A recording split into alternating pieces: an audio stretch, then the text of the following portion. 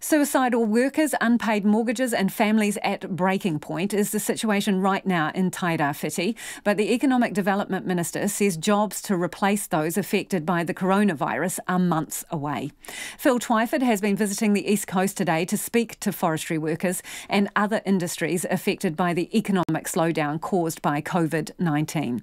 The Forestry Industry Contractors Association says up to 2,500 forestry workers could be out of jobs, with several hundred of them in the Gisborne East Coast area.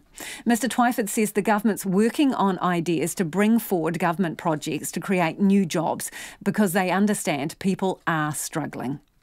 The community here is, and the forestry industry particularly, are doing it tough. We spoke to forestry contractors, for instance, who have had to lay off in the last week, 2 of 4 gangs, for instance. Wayne McEwen in Tolaga Bay, who I met today, very emotional story. He's laid off people who've been with him for years.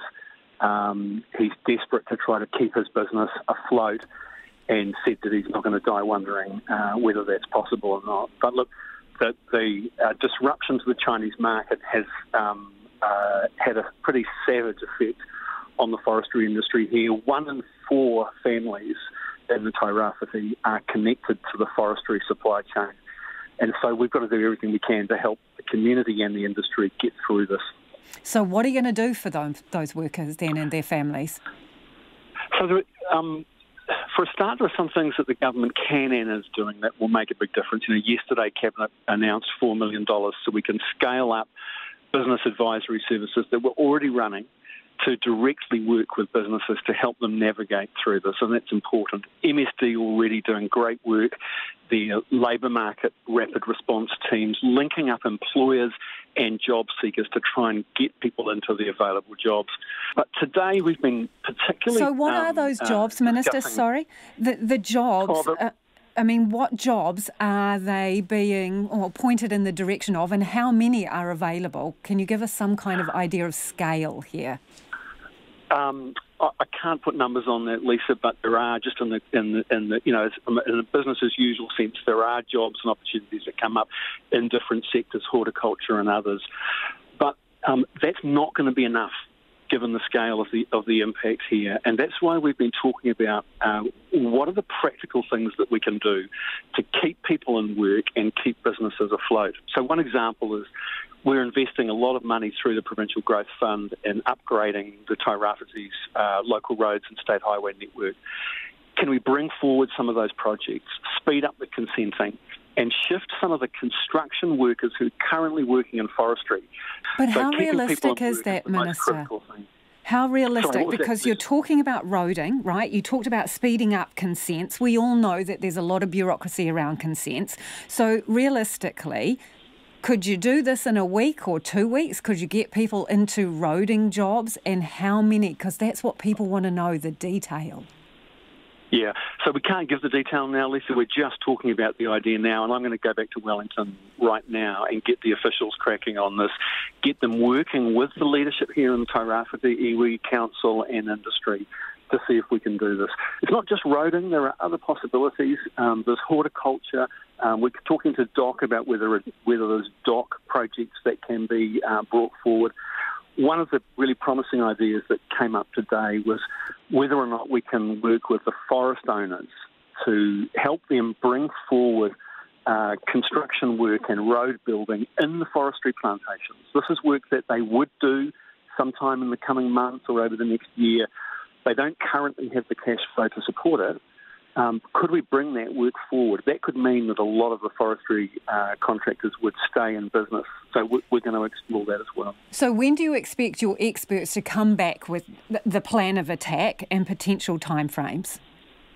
Look, I would hope in the coming days, in the next week or two, we will thrash out an action plan that will include a number of the ideas that we've been discussing today. And so days, a week or 2 weeks? I would say between a week and 2 weeks, we will have the bones of an action plan. The community here is highly organised. They've been working together now, and I want central government to do justice to their efforts and really come to the table and support them to, do something to do it in a different way, Lisa. Typically, when you get these cycles in an industry like forestry, we've got the benefit system to help people when they're without jobs. And in general, governments have allowed market forces to play out and just wait for the cycle to turn.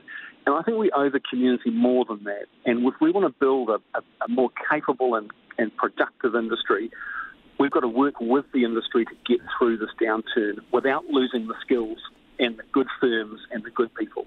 And I'm sure that people would agree with that sentiment, but what a lot of people are looking for is a solid plan with some firm details. Because we've been talking to forestry workers today who say that people are dipping into their Kiwi savers using the hardship criteria to access those funds.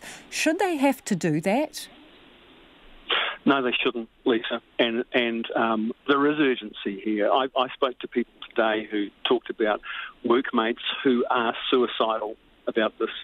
Families being broken up, a huge stress on people who find themselves with a mortgage they can't pay, with debt to finance companies for vehicles and for the gear that they use for their jobs, that they can no longer service those payments. And that takes a terrible toll. I spoke to the principal of the area school. So where is the financial assistance for them, the solid financial assistance? Because we look at the number of MSD, hardship grants that have been handed out specific to the effects of coronavirus, and we're looking at 32 with a total of $4,837. Now that's about $150 per person. So where is the additional financial assistance? Where is that going to come from in the immediate term? The welfare system will pick up a lot of the slack immediately. We've put money into, as we have in the tourism industry, we've put money as well into direct support. But it's not though, is it, Minister? If they're dipping into their Kiwi savers, it's not. Or your messaging is wrong around that. Could that be your problem? Well, I think what we do want to say to people is that anybody who is on reduced hours, who can't cope financially, who's lost their job, needs to go into work and income, and we will do our darndest to make sure people get all of the possible help they're entitled to. Minister, you've said you think you've got some good ideas. So how long before those ideas translate into actual jobs? So 1 to 2 weeks for a plan, and then how long before the jobs come out the other end of the pipeline? I would say, realistically, Leslie, we're talking kind of several weeks after that. It's not possible to flick a switch and do this stuff overnight, but we're going to give it as much urgency as we can. And I know people on the ground here in Tairawhiti are up for that. So 2 months, you reckon, before these ideas turn into actual jobs? Thereabouts? I would hope less than that, but bear in mind that we've got some ideas now about practical things we can do, and we're going to go hell for leather to put them into action. And that's the Economic Development Minister, Phil Twyford.